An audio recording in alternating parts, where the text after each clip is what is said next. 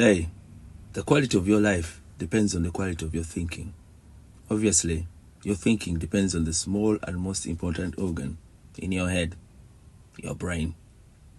Uses 20% of all the body's energy, even with that small size compared to the rest of the body. Stay tuned to this video. I'm gonna speak about practices you can do to improve your brain health.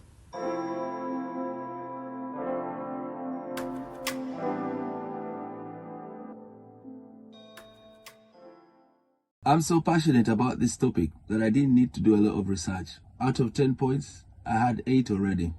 2 extra points I got through reading. Number 1, good sleep.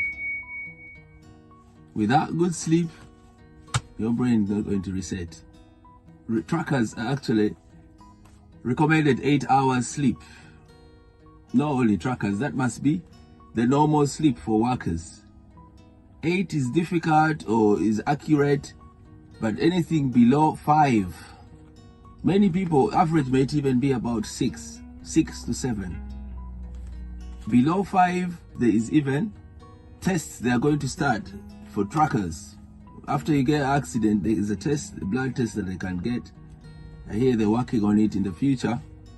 Within 2 years, they can check whether you've had less than 5 hours sleep or not. If you've had less than 5 hours sleep, prosecution. Number 2, food type. Sugar, no good for the brain. I'm no medical guy, but I've got that on. I know that sugar affects your brain, the way it kicks the insulin around and everything. Gonna have to research a lot more about it. Lot of sugar is not good for your thinking. I personally stopped taking sugar in tea maybe over 5 years ago, although sometimes I'll still have a treat here and there. Number 3, multitasking. Yeah, little things like driving while talking on the phone. We are all guilty of that, isn't it? Someone rings you, you have a hands-free, okay, and I'll talk with them. Our brains are not intended to carry out such 2 tasks in one go. People seem to think, oh, this person's good, they're a multitasker. It doesn't help your brain. Maybe even if it's not driving, you're at home and you're cooking while you're maybe reading a book or multitasking. Okay? However it means multitasking, you're washing your car while making a meal, watching a meal and washing the car. A lot of it doesn't help your brain health. Number 4, those are the obvious ones. Drugs and alcohol.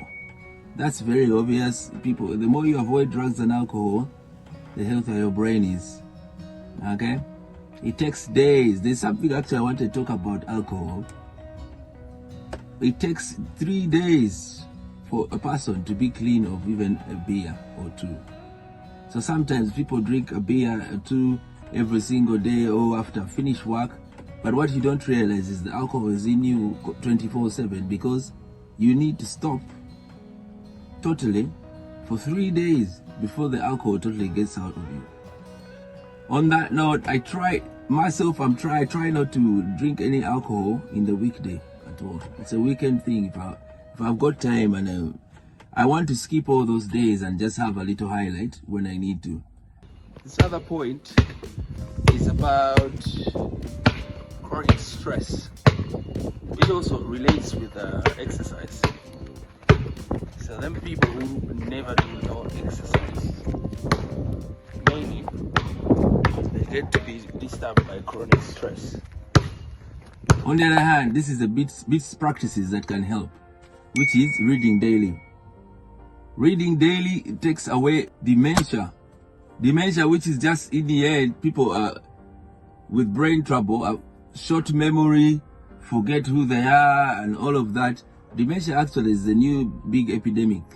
Medical people are saying that the most scary thing at the moment isn't cancer anymore, because cancer is mainly about food. You avoid the wrong food, you avoid cancer.